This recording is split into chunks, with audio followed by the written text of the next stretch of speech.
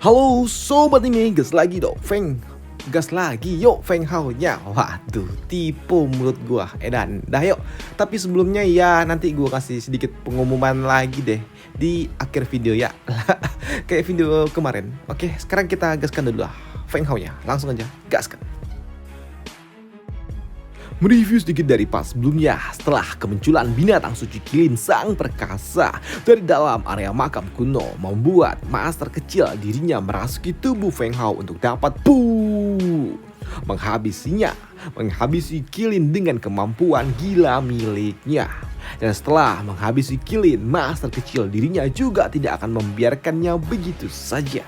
Karena tahu ada sesuatu yang dapat dimanfaatkan dari Qilin itu, membuat master kecil dia mengambilnya sebelum pergi kabur dari tempat di mana para master ranah martial king berada.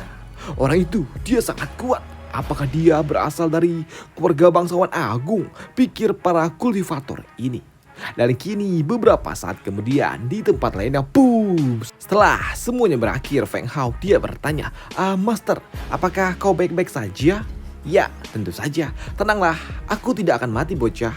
Namun ya, kau tahu, aku harus beristirahat dulu sejenak. Dan selama aku beristirahat, kau harus terus berjuang sendiri. Dan ingat, kau harus terus menjadi lebih kuat lagi. Baik, aku mengerti Master. Percayalah, aku akan menguasai kekuatan Void itu, sambut dari Feng Hao. Namun untuk Lira, doi melompat menuju bangke dari Qilin itu. Dan melihat hal itu membuat Feng Hao dia bertanya, "Hei Lira, apa yang kau inginkan?" Karena memang saat ini Lira dia terlihat seperti mencoba mengambil sesuatu dari dalam tubuh Qilin itu dan memetiknya. Hei, apa itu? Benda apa itu Lira? Namun di sini Lira dia juga sepertinya ingin menunjukkan sesuatu kepada Feng Hao dengan benda yang ada di tangannya itu. Dan itu juga membuat Feng Hao dia bertanya, "Hei Lira, ada apa? Apakah kau ingin aku menelan benda ini?" Dan ya, hal itu pun dibenarkan oleh Lira yang membuat Feng Hao dia bertanya, "Hei Lira, apakah ini ada hubungannya dengan energi Void itu?" Tanya dari Feng Hao yang terlalu bawel yang membuat Lira dia memaksa memasukkan benda aneh itu ke dalam tubuh Feng Hao. Mamam nih, bacot doang bangke. Mungkin itulah kira-kira apa yang diucapkan oleh Lira yang membuat Feng Hao dia memakan benda aneh. Dan seketika tubuh Feng Hao merasakan tubuhnya seperti akan meleleh dari dalam. Apa-apaan ini? Ini panas sekali. Dan itu juga berlangsung selama beberapa jam hingga setengah hari kemudian. Feng Hao pada akhirnya dapat memurnikan kekuatan aneh yang masuk ke dalam tubuhnya. Ya, aku harus memurnikan kekuatan Qilin ini. Ya, aku harus melakukannya. Aku akan melakukannya secara perlahan, pikir dari Feng Hao. Namun faktanya, itu tidaklah mudah. Karena Feng Hao dirinya harus tumbang hingga beberapa kali. Apa yang terjadi? Rasanya tangan kiriku juga seperti akan terbakar. Dan benar saja, tiba-tiba saja tangan dari Feng Hao kini berubah wujud, bertransformasi menjadi tangan Qilin seperti tangan milik Jopan. Waduh, kok ada Jopan? Waduh, apa ini? Tangan Qilin. Dan ini tangan Qilin. Dan karena memiliki tangan Qilin di tubuhnya, maka dari itulah tidaklah afdol jika tidak dicoba. Maka dari itulah Feng Hao dia pun ingin mencoba seberapa kuat kekuatan baru yang telah dia dapatkan ini. Menghajarnya ke arah sebuah pohon yang cukup malang. Dan itu juga membuat pohon itu langsung tumbang dalam sebuah serangan biasa aja. Edan. Dan karena sudah memiliki tangan Qilin sekarang, bagaimana kalau kita mencobanya? Apakah kekuatan ini cukup untuk dapat membuka kotak hitam itu? Maka dari itulah di sini Feng Hao dia mencoba untuk dapat membuka kotak hitam yang memang sebelumnya namun ya, kenapa sih aku belum bisa membukanya? Apakah memang harus menggunakan kekuatan Void ya untuk membukanya? Lira, bagaimana cara membuka kotak ini?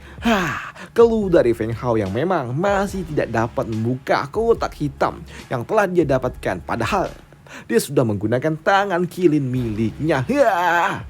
Namun di sini Feng Hao dia juga bersyukur kalau tangan kilin tidak selamanya muncul di tubuhnya. Hei, aku dapat memicunya kapanpun aku mau dengan kendali pikiran. Jika tidak, bagaimana bisa aku berjalan-jalan di tengah kota dengan bentuk tangan yang seperti ini? Ini cukup aneh coy. Ujar dari Feng Hao.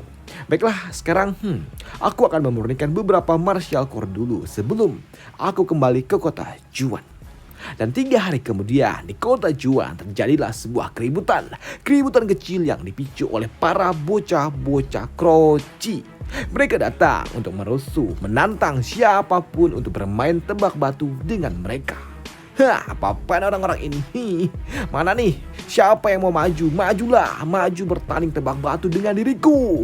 Orang-orang dari dinasti jin ini benar-benar memalukan. Ujar dari sekelompok bocah-bocah dungu songong ini. Melihat ada sebuah kerusuhan membuat orang-orang bertanya tentang siapa bocil-bocil ini. Datang-datang merusuh di kota Juan dan juga membawa nama-nama dinasti jin yang memang enggak. Namun lambat laun para penduduk pun mulai tahu kalau memang sekelompok bocil ini ternyata berasal dari tempat lainnya yang ada di luar dinasti jin. Namun bocah-bocah ini mereka rusuh, membuat para penduduk menjadi kesal dan juga berujar, dasar sombong. Kau hanya beruntung saja tidak bertemu dengan dewa keberuntungan kami, Master of Luck. Mendengar hal itu membuat bocil ini dia berujar, Hey, kalian dari tadi menyebut Master of Luck, dewa keberuntungan. Itu terus yang kalian ucapkan. Namun sekarang di mana dia? Mana dia? Suruh dia keluar dan ayo bertandinglah dengan diriku. Sungguh menyedihkan. Kalian tidak bisa menang dari diriku dan sekarang kalian mulai menghayal. Ujar dari bocah dungu ini yang membuat seseorang kesal. Hei, hentikan omong kosongmu bocah. Ujar dari seseorang yang tidak asing, yaitu si gadis kuning ini yang bernama Shen Yun. Gadis kuning yang berasal dari keluarga Shen yang merupakan salah satu bangsawan besar yang ada di kota Juan ini. Yang memang ternyata gadis ini dia dirumorkan menjadi generasi muda nomor 1 terbaik dalam hal tebak batu yang ada di kota Juan ini. Kemunculan Nona Yun di tempat ini jelas membuat para kroci ini mereka mupeng. Karena mereka tahu rumor tentang Nona Yun yang memang cukup cantik, bahkan sangat cantik dan juga berduhai. Serta kemampuannya yang cukup bagus dalam hal tebak batu. Dia benar-benar layak dengan semua rumor tentang dirinya, pikir para bocah-bocah mupeng ini. Namun di sini dengan boba yang cukup lantang, nonjol. Di sini Nona Yun dia berujar, Hei kalian, para bocah-bocah, kalian sungguh bermulut besar. Aku sekarang ada di sini. Bagaimana kalau kita mulai saja permainannya? Apakah kalian berani bermain 100 martial core di setiap rondenya? Namun di sini dungu ini dia pun cukup tertarik dengan Nona Yun dan itu membuatnya berujar, Nona Yun, kau terlihat sangat agresif. Bagaimana kalau kita ubah sedikit hadiahnya? Mengapa kita tidak bertaruh dengan hal-hal yang seperti cinta-cintaan atau juga sebuah kenikmatan? Namun dengan sangat dingin menghina Nona Yun dia berujar, tidak. Aku tidak pernah tertarik dengan cowok boti. You know boti? Banci. Apa? Dikatain boti membuat dungu ini dia kesel. Kau sungguh tidak tenang saudaraku, sambut dari rekannya, di mana dia juga berujar, Nona Yun, perkenalkan, aku adalah Si Kun yang berasal dari keluarga Shi dan akulah yang akan bermain dengan dirimu. Mendengar bocah ini akan bermain dengan dirinya. Baiklah, akhirnya ada seorang pria yang pria beneran, bukan lagi seorang boti. Ujar dari Nona Yun ini, di mana dia juga berujar, baiklah, aku akan menerima tawaranmu. Hanya saja biar lebih menarik, mari kita buat ini menjadi lebih asik. 1 juta koin emas untuk siapapun yang mendapatkan martial core lebih banyak. Bagaimana? Apakah kau berani? Tanya Nona Hyun ini. Mendengar tebak batu dengan nilai 1 juta koin emas yang artinya akan membuka cukup banyak batu sempat membuat para kroci-kroci ini bimbang. Karena mereka belum pernah bermain dengan membuka lebih banyak batu di dalam satu permainan. Hei, bagaimana kita melakukannya? Kita belum pernah bermain dengan harga yang seperti ini cuy. Pikir para bocah-bocah ini karena memang mereka harus berpikir keras dan juga memang harus berdiskusi. Karena mereka tahu lawan mereka adalah Nona Hyun yang merupakan anak dari keluarga Shen yang sangat terkenal dalam hal teknik matanya. Bahkan rumornya teknik mata yang dimiliki oleh keluarga Shen adalah teknik mata terbaik kelas dunia. Dan itulah yang membuat Nona Hyun dia sangat yakin dan juga tenang dalam memenangkan permainan ini. Namun untuk bocah kroci ini mereka pun pada akhirnya memutuskan untuk bermain dengan Nona Hyun. Dan mereka juga yakin ya seperti yang diharapkan dari keluarga nomor 1 yang ada di kota Juan. Dia memang sangat luar biasa dengan teknik mata yang dimilikinya. Dia yakin kalau dia akan memenangkannya, hanya saja aku tidak akan kalah. Maka dari itulah baiklah deal, ayo kita mulai sambut bocah kroci ini. Baik. Karena kedua belah pihak telah setuju, di sini Master Yu dia pun berujar, baiklah. Karena kalian berdua telah setuju, sekarang silakan pilihlah batu mana yang akan kalian bawa. Dan kini 1 jam kemudian mereka semua telah menentukan batu mana yang akan mereka buka di dalam permainan tebak batu ini. Dan karena dua peserta telah memilih batu-batu mana yang akan mereka buka, maka dari itulah kini aku akan membukanya. Sambut Pak Wahyu. Dan membukanya. Membuka batu-batu itu secara bersama-sama. Dan setelah membuka sebagian besar jumlah batu yang ada di tempat ini, Pak Wahyu dia menyebutkan hasilnya di mana Nona Hyun berhasil mendapatkan 14 martial core dari 23 batu dan tersisa 3. Ya, ada 3 batu yang belum dibuka. Sedangkan untuk bocah keluarga Shi, dia mendapatkan 15 martial core dari 23 batu dan sisa 4 batu yang belum dibuka. Mendengar hal itu, mendengar kalau saat ini bocah tengik yang berasal dari keluarga Shi kini unggul 1 martial core, membuat mereka berpikir kalau sepertinya teknik mata yang dimiliki oleh keluarga Shi tidak lebih buruk daripada teknik mata yang dimiliki oleh keluarga Shen. Dan untuk rekan-rekan dari si kroci, jelas mereka mengolok-olok warga dari Nona Hyun ini. Nona Hyun, akui saja kekalahanmu. Ya, itu benar. Kenapa kau tidak menikah saja dengan salah satu dari dinasti kami? Dengan begitu kau bisa meningkatkan kemampuan teknik matamu. Ujar para kroci-kroci ini yang membuat Nona Hyun dia kesal. Aku tidak peduli kalau aku kalah. Hanya saja ini martabat dari dinasti jin kami akan dipertaruhkan. Aku tidak terima itu, pikir dari Nona Hyun ini. Dan apa yang dipikirkan oleh Nona Hyun disadari oleh Pak Wahyu, di mana dia juga berpikir sepertinya dinasti jin akan dipermalukan, kecuali tiba-tiba saja ada seseorang yang datang merusuh dan berujar, di sini ramai sekali bosku. Sesak nih. Mendengar suara itu jelas menotis Pak Wahyu karena dia tahu suara siapa itu. Itu suara Master Feng. Apa? Mendengar ada Feng Hao di tempat ini, Master of Luck telah datang. Membuat para penonton mereka menjadi bersemangat. Tempat ini menjadi riuh.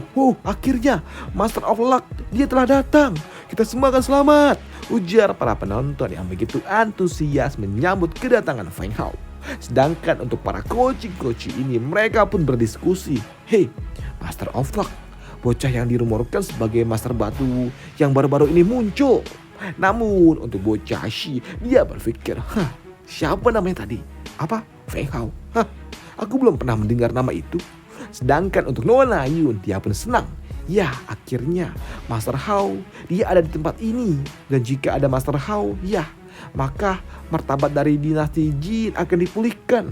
Jadi tidak akan jadi masalah jikapun aku harus kalah. Bahkan aku tidak keberatan untuk menyerahkan posisi pertama sebagai jenius muda yang ada di kota ini kepada Master Hao. Namun begitu dia melirik ke arah sumber suara dari Master of Luck, kok lu bukankah dia adalah bocah yang aku geprek beberapa waktu lalu? Apa? Maka dari itulah membuat Nona Yun dia menjadi canggung lah. Sedangkan untuk Feng Hao, doi mah santai aja cuy.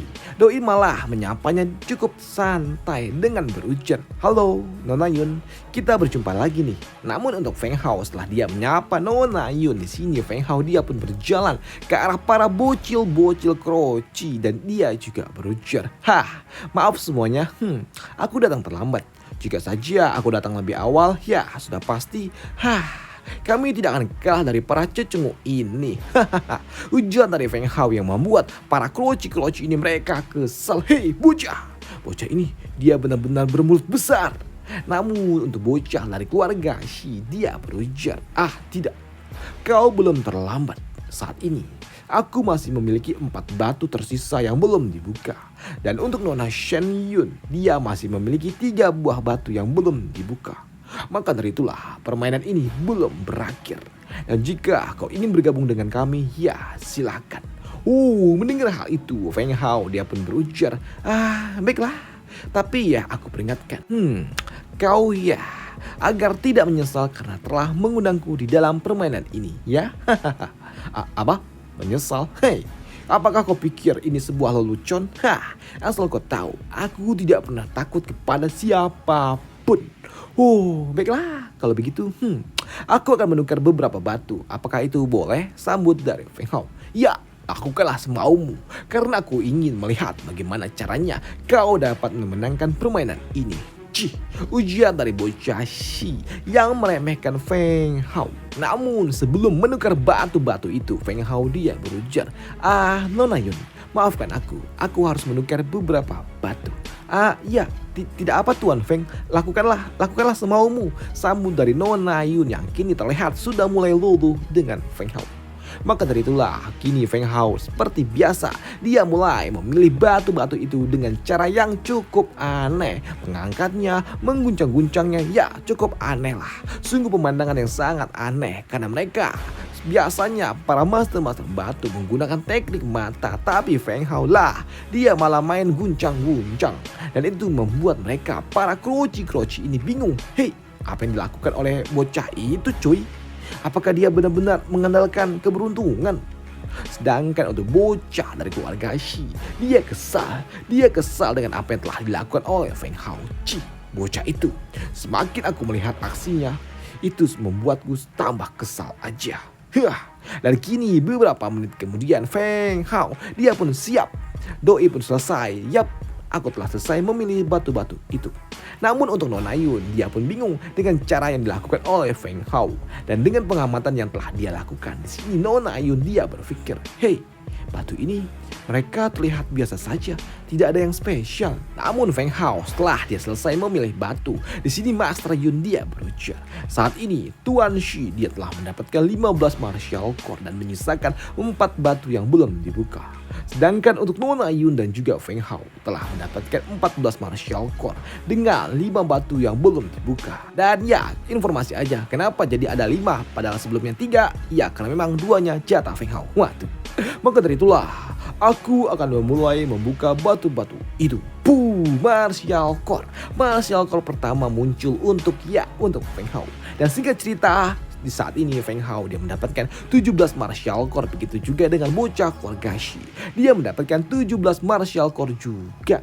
Namun untuk Feng Hao dia menyisakan satu batu yang belum dibuka, dan jelas satu batu tersisa ini membuat bocah Shi dia pun jadi keringat dingin. Apa-apaan ini? Jika batu terakhir itu terdapat martial core di dalamnya, bukankah artinya aku akan tamat cuy? Bocah itu dia sepertinya aku terlalu meremehkannya. Dan begitu batu terakhir ini dibuka, membuat ketegangan terjadi di pikiran bocah keluarga Shi. Namun ketika batu terakhir itu dibuka, ternyata zong dan tidak ada isinya. Dan itu juga dikonfirmasi oleh Pak Tuayu. Membuat bocah keluarga Shi ini dia lega. Edan, Hampir aja jantungku copot. Waduh. Namun dari hasil imbang yang didapatkan di dalam permainan ini membuat para penonton mereka kecewa. Ini benar-benar tidak bisa dipahami. Ini benar-benar mengecewakan, sambut dari para penonton. Sedangkan untuk Feng Hao, yap, doi sengaja melakukannya. Ya, aku sengaja melakukan ini karena ini ya adalah caraku untuk tetap low profile. Aku melakukan ini semua untuk menghindari masalah. Pikir dari Feng Hao. Sedangkan untuk Master Yu yang telah tahu cara bermain dari bocah tengil ini, doi hanya dapat tersenyum saja. Bocah ini, dia lagi-lagi menggunakan trik yang sama. Bocah bangke. Namun hasil imbang yang didapatkan oleh Feng Hao membuat para kroci-kroci ini mereka meremehkan Feng Hao. Aku pikir dia bisa mendapatkan tebakan yang tepat dan memenangkan permainan ini. Ternyata dia cuma bocah tengil yang beruntung. Dan ya, hal itu pun disambut oleh Feng Hao. Ya, bukankah aku sudah katakan kalau aku tidak akan kalah dengan kalian? Bukan berarti aku akan menang, ya kan? Sambut dari Feng Hao. Namun untuk bocah dari keluarga Shi, dia tidak puas. Maka dari itulah dia berujar, "Yo, satu kali lagi. Ayo kita bermain." Apa? Kau ingin bermain satu lagi kah? Tidak. Terima kasih. Ada banyak hal yang harus aku lakukan. Jadi ya, sudah cukup kita akhiri di permainan ini. Sambut dari Feng Hao. Namun begitu bocah tengik ini dia berujar 1000 martial core sebagai hadiah pemenangnya. Membuat Feng Hao yang mendengarnya dia shock. Apa? 1000 martial core? Bukankah itu akan membuatku jadi kaya? Ditambah ketika para kroci-kroci ini mereka juga akan mengeluarkan semua martial core yang mereka miliki, membuat Feng Hao aku akan kaya mak cuy. Ini beneran jadi kaya cuy. Jadi kalau dari setiap mereka memberikan 1000 martial core, dan artinya 1, 2, 3, 4, 5, ada 5 orang. Jadi 5000 martial core dong. Maka dari itu ya aku harus melakukannya karena aku miskin cuy. Sambut dari Feng Hao yang akan serius di dalam permainan selanjutnya. Tapi sayangnya itu harus dibahas di part selanjutnya waduh. Dan ya, terima kasih dan bantu like ya. Dan like dan juga komen seperti biasa. Dan ya, biar bisa dilanjutin lagi. Dan sampai jumpa di part selanjutnya. Dan ya, gue ngasih sedikit informasi aja. Karena ini banyak yang minta Dragon Master, mungkin bakal gue lanjutin nih. Tapi ya mungkin mulai minggu depan ya. Dan ya, satu kali aja 1 minggu untuk Dragon Master. Dan mungkin durasinya agak sedikit lebih panjang ya kalau seminggu sekali. Tapi gue juga mau ngasih info nih. Kalau misalnya nanti mungkin translate-nya agak sedikit ya kurang lebih mungkin ada salah-salah atau gimana. Ya tolong maklumi aja ya guys ya. Karena ya tau lah, Ai bukan orang Cino, jadi Ai nggak tahu. Waduh, walaupun ya gitulah. Mungkin bisa lah sikit-sikit, tapi kan ya gue nggak paham gitu cuy. Tulisannya belok-belok kayak bahasa Arab. Waduh. Jadi gue nggak paham. Jadi ya udahlah, nanti gue buat seadanya deh. Dan sorry kalau misalnya banyak ya mistranslate lah. Jadi ya gitulah. Itu aja informasi yang ingin gue kasih tahu untuk Yuda. Ya sorry to say, ya seperti yang gue bilang kemarin, harus di cut untuk sementara waktu. Gantinya ya Dragon Master. Dan sampai jumpa di part selanjutnya. Dan untuk ada judul-judul lain yang mungkin menarik, bisa tolong tulis di deskripsi. Tulis di kolom komentar biar bisa gue baca gitu. Siapa tahu ada yang cukup menarik, nanti gue notice. Ya oke, terima kasih dan sampai jumpa di part selanjutnya. Bye, thank you. Next, ya pasti Feng Hao lagi.